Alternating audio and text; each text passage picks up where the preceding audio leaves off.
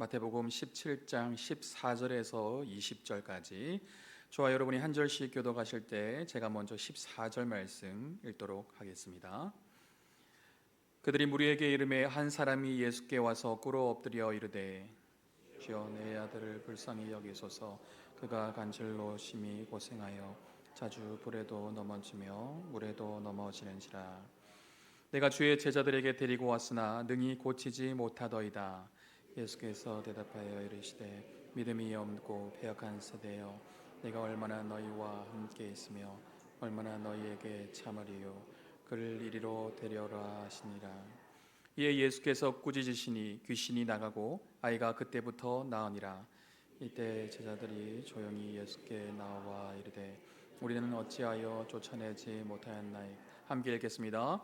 이르시되 너희 믿음이 작은 까닭이니라. 진실로 너희에게 이르노니 만일 너희에게 믿음이 겨자씨 한 알만큼만 있어도 이 산을 명하여 여기서 저기로 옮겨지라 하면 옮겨질 것이요 또 너희가 못할 것이 없으리라. 아멘. 우리 말씀의 제목으로 우리 옆에 분들과 한번 인사하겠습니다. 생명력 있는 믿음을 가집시다. 오늘도 예배를 통해서 우리의 믿음이 생명력 있게 변화될 줄로 믿습니다. 아멘. 우리는 예수 그리스도를 믿음으로 구원받은 하나님의 백성이 되었습니다. 이로 말미암아 내가 해결할 수 없는 죄의 문제를 우리는 이미 해결을 받았습니다. 멸망이 아닌 영생을 약속받은 자들이 이 자리에 모여 있는 것이죠. 이것이 우리 인생에 있어서 최고의 축복인 줄로 믿습니다. 오늘도 우리는 주님의 은혜로 평강과 기쁨을 누리며 살아가고 있습니다. 하지만 하나님의 자녀가 되어 하나님의 은혜를 경험하면서 살아가지만 여전히 우리 삶에는 고난이 찾아올 때가 있음을 봅니다. 내가 해결할 수 없는 문제 앞에 설 때가 있다는 것이죠. 예수님을 믿으면 늘 일이 잘 풀려지고 만사가 형통하면 참 좋겠지만 어느 순간 재정의 문제, 질병의 문제, 또 관계의 문제, 여러 가지 문제들로 말미암아 우리의 마음이 무너질 때가 있는 것이죠. 여러분은 이런 인생의 장벽 앞에 어떻게 반응해 오셨습니까? 그리고 지금 내가 겪고 있는 문제 앞에 여러분은 어떻게 반응하고 계신가요? 오늘 본문에도 보면 예수님의 제자들에게 어려움이 찾아왔음을 발견할 수가 있습니다. 어떤 어려움일까요? 우리가 읽었던 본문 이전에 보면요, 예수님께서 베드로와 야고보와 또 요한을 데리고 변화산에 올라간 사건이 나옵니다. 그런데 밑에 있던 나머지 9명의 제자들에게 어떤 남자가 아들이 간질로 심히 고생하고 있는데 제발 좀 고쳐주십시오 라고 찾아온 것이죠.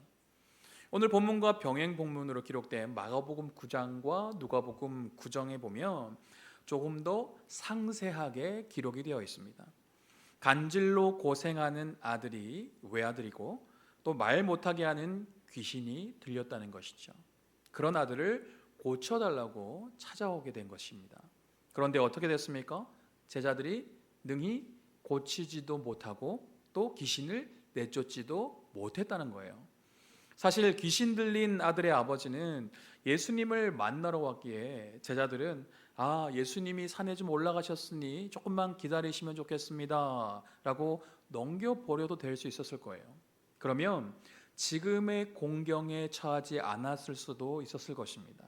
그런데 제자들은 며칠 전에 예수님의 부르심을 받고 무엇을 받았는지 아십니까? 마태복음 10장 1절에 보면 이렇게 얘기하고 있습니다. 같이 한번 읽어보겠습니다. 예수께서 그의 12 제자를 부르사 더러운 귀신을 쫓아내며 모든 병과 모든 약한 것을 고치는 권능을 주시니라. 아멘. 제자들은 예수님께로부터 귀신을 쫓아내며 병과 모든 약한 것들을 고치는 능력을 이미 받은 상태입니다. 그리고 제자들은 능력만 받은 것이 아니라 실제적으로 그 능력을 행했다는 거예요. 마가복음 6장 12절과 13절에는 이렇게 나와 있습니다. 같이 한번 읽어볼까요? 제자들이 나가서 회개하라 전파하고 많은 귀신을 쫓아내며 많은 병자에게 기름을 발라 고치더라. 아멘. 즉 제자들의 예수님의 명령을 받고 복음을 전할 때 귀신을 내어쫓고 병 고친 경험이 있었다는 것이죠. 그러니까 이전의 경험을 생각할 때 오늘도 충분히 그런 일들을 해낼 수 있을 것이다 라고 제자들은 생각했을 것입니다. 그런데 어떻게 되었습니까? 아무 일도 일어나지 않았어요. 제자 9명 모두가 달라붙어서 있어도 귀신이 떠나가지 않는 것입니다. 많은 무리들 앞에 아주 망신을 당한 거예요. 얼마 전까지 기적을 일으켰던 제자들이 이제 무능력한 존재가 되어버린 것입니다. 제자들은 결국 큰 무리들 사이에 둘러싸여서 서기관들과 논쟁을 벌이고 있는 이 난관의 중심에 서게 된 것이죠. 사진 한 장 보여주시겠습니까?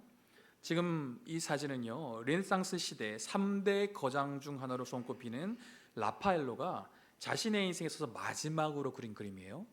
그림에 보면 변화산에서 펼쳐진 예수님의 영광스러운 모습과 나머지 제자들이 산 밑에서 귀신 들린 아이를 고치려고 애쓰는 장면이 지금 그려져 있습니다. 위에 그림에는요, 예수님이 해같이 빛나는 모습으로 변형되어 모세와 엘리야와 함께 말하는 것을 이 세 제자가 보고 있는 아주 영광스러운 분위기가 느껴집니다. 그런데 밑에 있는 그림들을 보십시오. 밑에 있는 그림은 귀신 들린 아이의 고통스러운 모습과 난감해하고 있는 제자들의 모습, 또 제자들과 논쟁하는 서기관들의 모습을 통해 이 다소 무거운 분위기를 느낄 수가 있습니다. 산 위에 있었던 베드로와 야고보와 요한은 무척이나 황홀했겠지만 산 아래에 있었던 9명의 제자들은 얼마나 힘들었을까요? 산 아래의 제자들은 자신의 영적 무능력함을 뼈저리게 경험했을 것입니다. 되던 일이 안 되니 얼마나 당황스러웠을까요? 많은 무리들 앞에서 서기관들과 논쟁하며 조롱당하고 있는 그 현장에서 얼마나 벗어나고 싶었을까요? 우리의 삶 속에서도 나 자신의 무능력함을 발견할 때 마음이 무너지지 않습니까? 좌절이 되지 않습니까? 이 땅을 살아가면서 내가 해결할 수 없는 문제가 얼마나 많은지 모릅니다. 이 자리에 계신 우리 성도님들, 내 가족들이 다 교회 잘 나가고 또 믿음 생활 잘 하기를 원하시죠. 그런데 내가 교회 가자고 해도 또 봉사 또 잘 해보자고 해도 내 말을 잘 듣던가요? 잘 듣지 않던가요?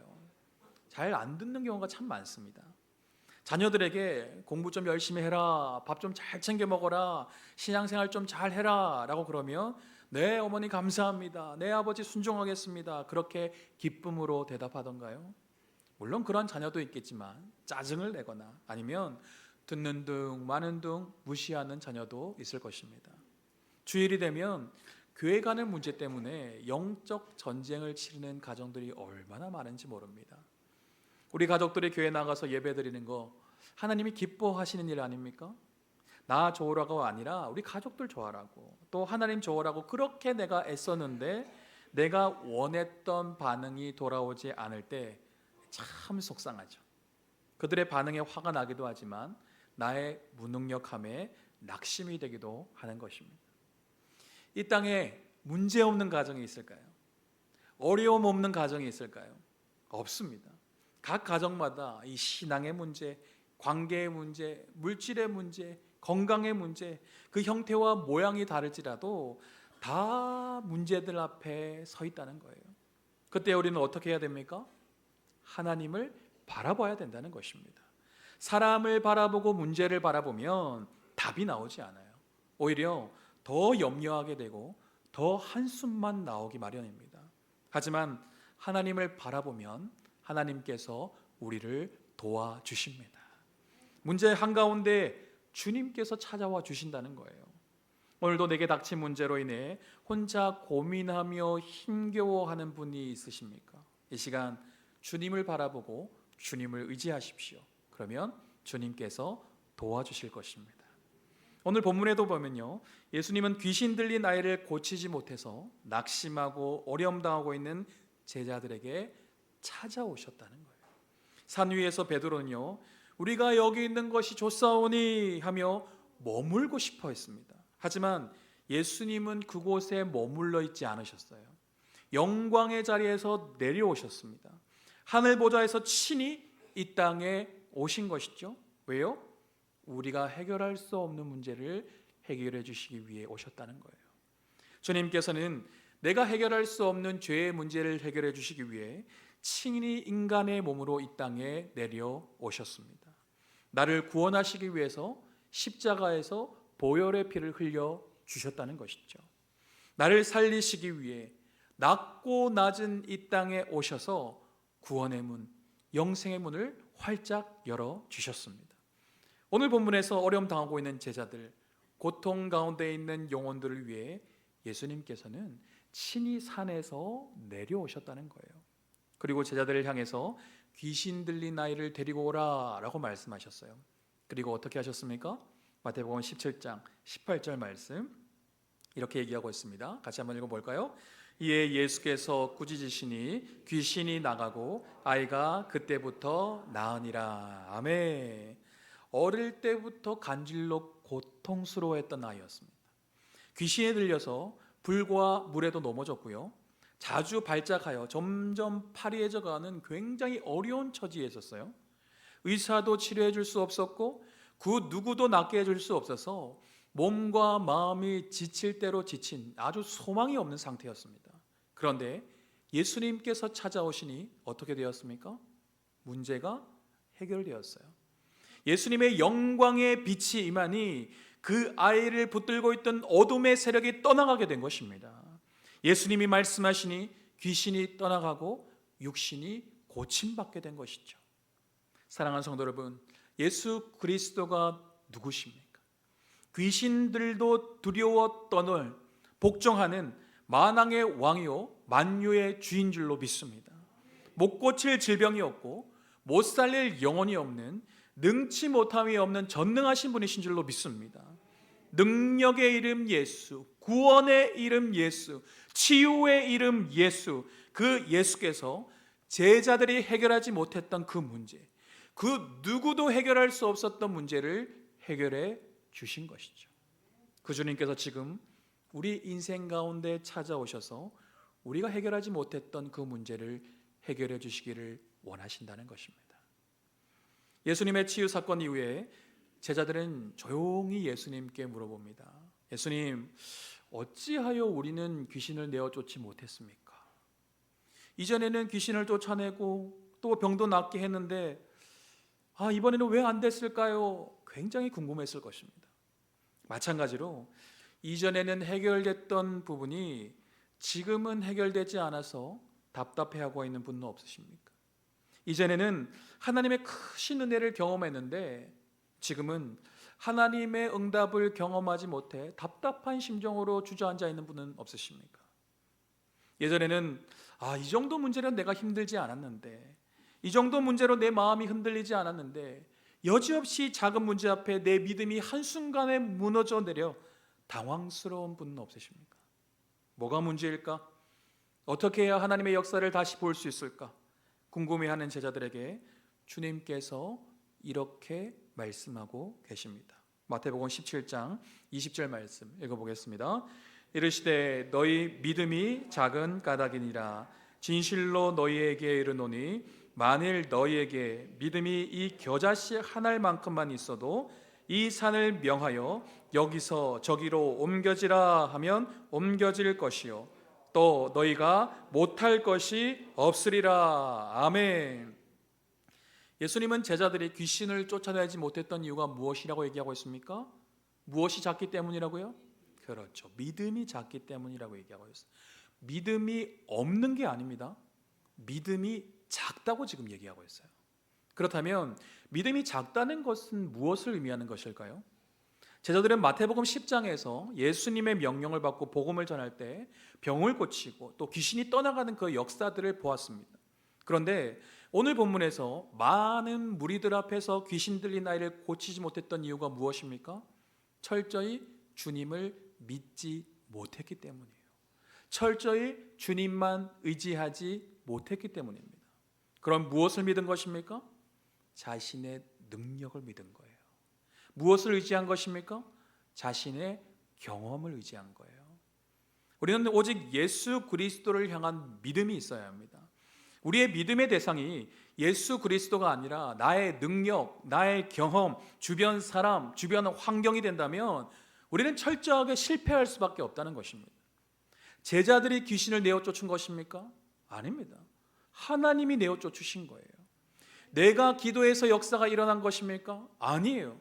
하나님이 은혜를 주셔서 역사가 일어난 것입니다. 내가 노력해서 문제가 해결된 것입니까? 아니에요. 하나님께서 긍휼히 여겨주셔서 우리의 문제를 해결해 주시는 거예요. 우리가 신앙생활하면서 예수님에 대한 믿음이 있기는 하지만 순간순간 나 자신을 의지하고 또 내 경험을 의지하면 하나님의 영광을 볼 수 없다는 것입니다. 하나님이 아니라 물질을 의지하고 사람을 의지하고 환경을 의지하면 결국 실패할 수밖에 없다는 것을 오늘 본문을 통해서 우리에게 말씀하고 있습니다.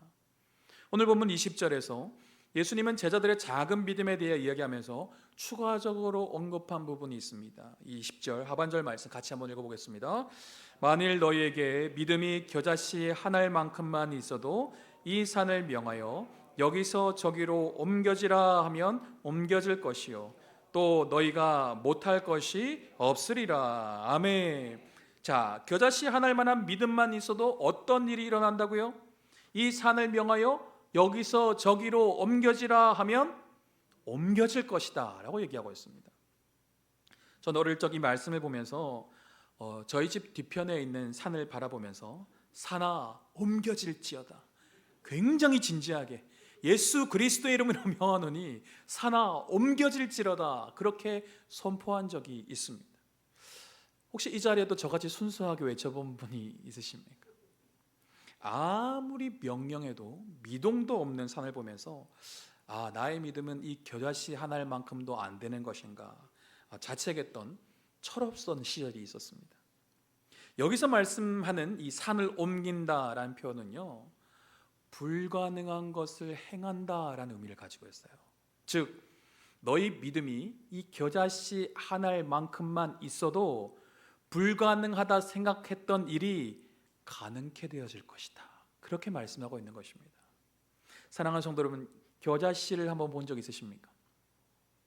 저는 예전에 이스라엘 선교 갔다 오신 분이 이 작은 벌레 같은 것을 주시길래 사올 게 이렇게 없나 그런 생각을 한 적이 있었습니다. 그런데 이게 겨자씨라는 말을 듣고 굉장히 놀랐어요.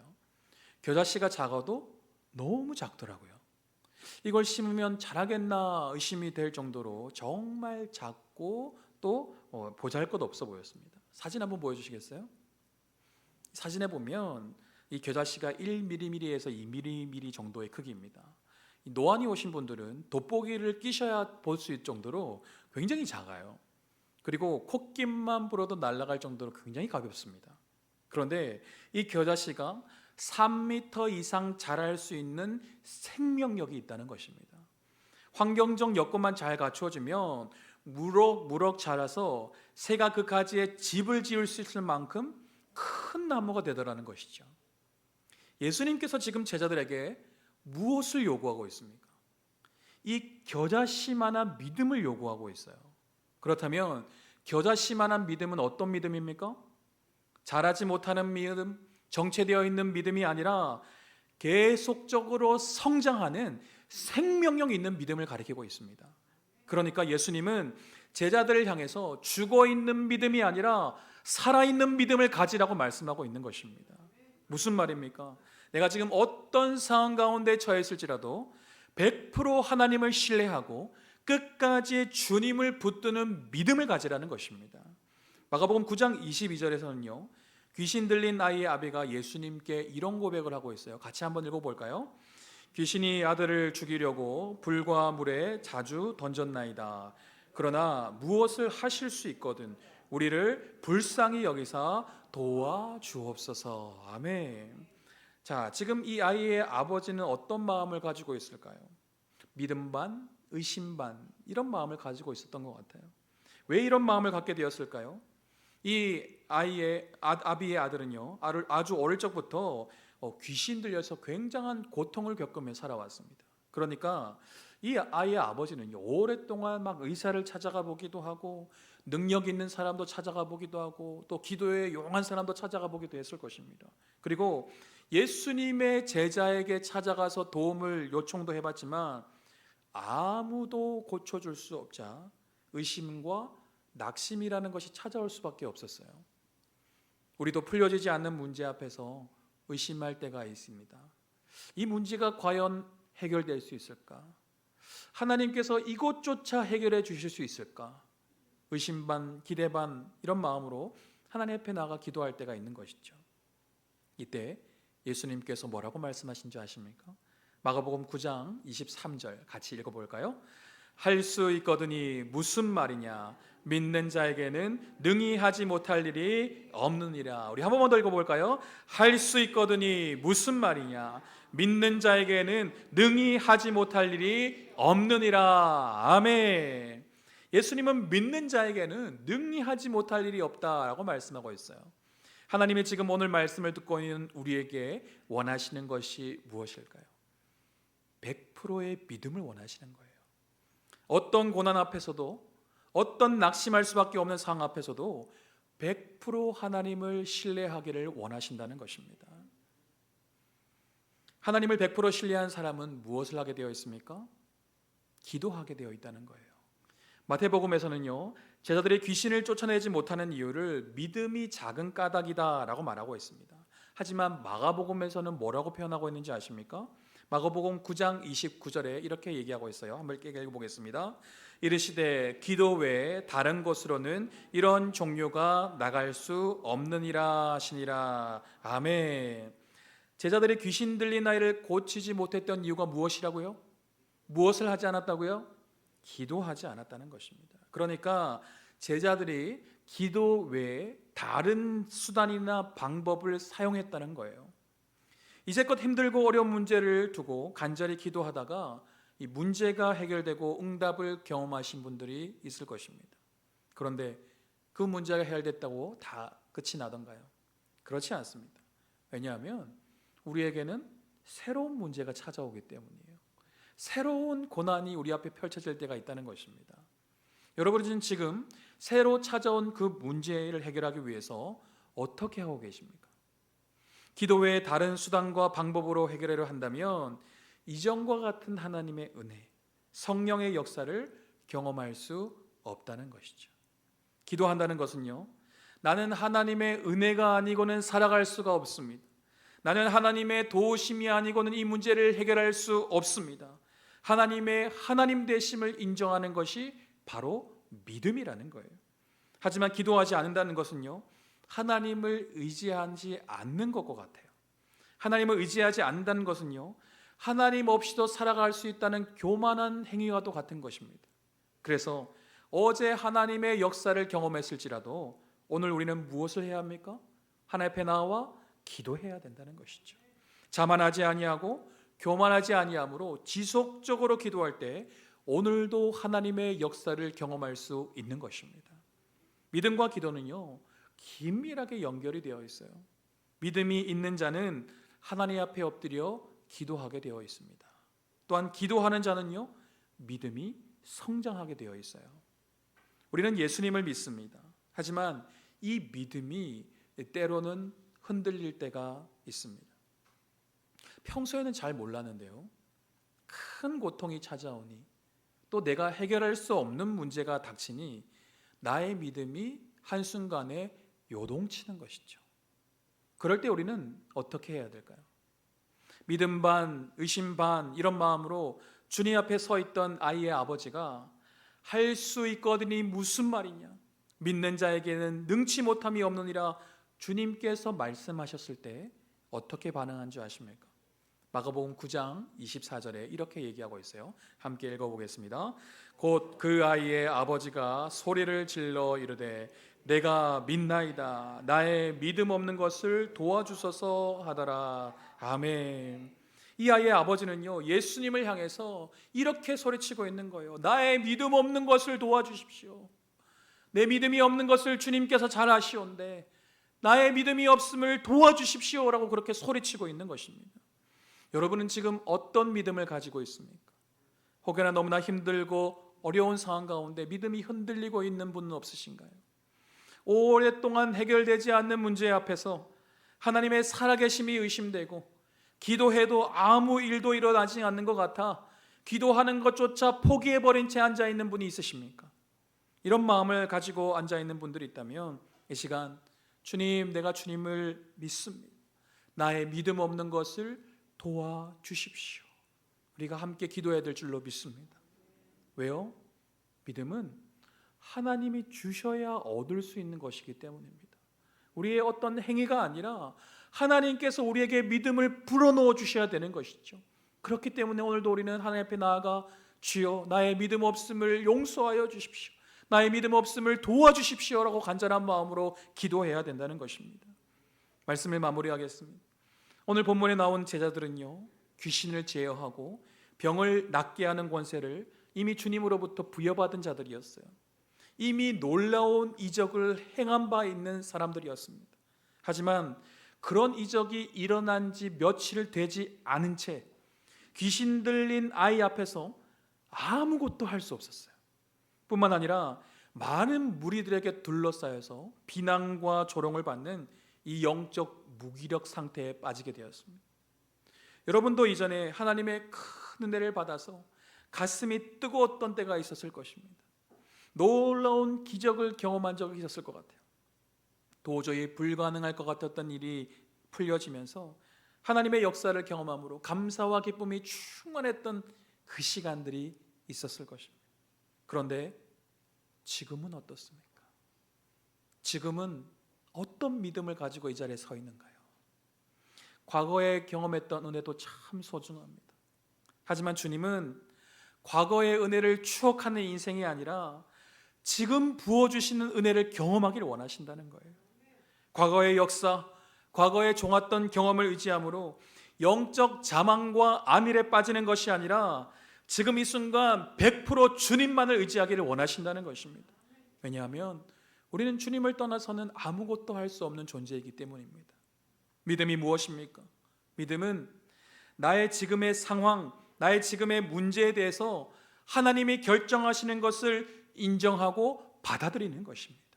하나님께서 내 모든 삶의 결정권을 가지고 계신다는 것을 인정하는 거예요. 그 하나님을 의지하여 지금의 상황은 꽉 막혀 있을지라도 하늘을 향해 기도의 문을 두드리는 것이 바로 믿음이라는 것입니다. IMF 외환위기 시절에요, 30대 초반에 젊은 사업가 한 사람이 있었습니다. 그의 사업은 승승장구했지만 시대적 위기를 피해갈 수가 없었어요. 하루아침에 수십억 원의 빚더미에 앉게 되었고 살고 있던 집은 경매로 넘어갔습니다. 극심한 좌절감과 함께 그는 모든 것을 포기하려고 했어요. 그때 그는 어머니가 건넨 아들아, 하나님께 무릎 꿇고 한번 기도해보려, 이 한마디를 듣고 마지막 지푸라기라도 잡는 심정으로 새벽 기도를 시작했다고 합니다. 처음에는 억지로 시작했지만 시간이 지날수록 그의 기도는 간절해졌습니다.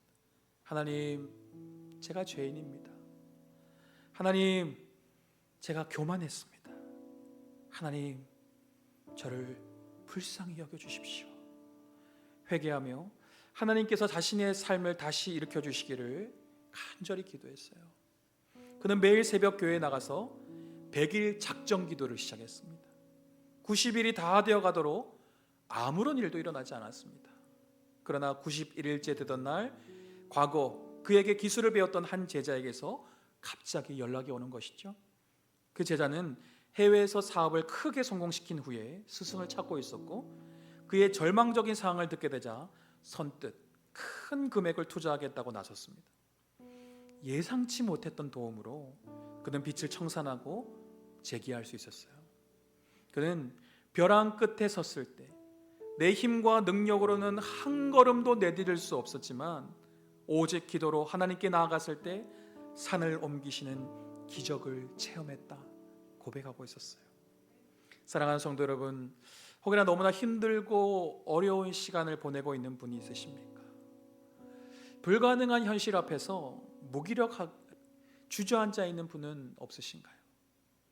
제자들이 할 수 없었던 그 일을 주님께서 해결해 주셨어요.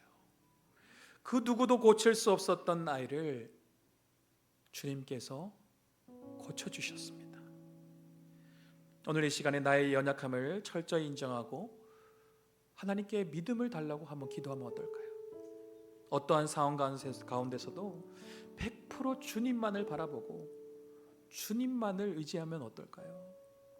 나의 경험과 능력을 의지하지 말고 오직 기도로 우리 앞에 펼쳐진 문제를 돌파해 보면 어떨까요? 그리하면 하나님의 역사를 보게 될 줄로 믿습니다. 인생의 장벽이 무너지고 해결되지 않았던 문제가 해결되는 놀라운 은혜를 경험하게 될 줄로 믿습니다. 생명력 있는 믿음으로 다시금 주님께 간구함으로 불가능을 가능케 하시는 하나님을 경험하며 살아계신 하나님을 간증하는 저와 여러분 되시기를 주님의 이름으로 축원드립니다.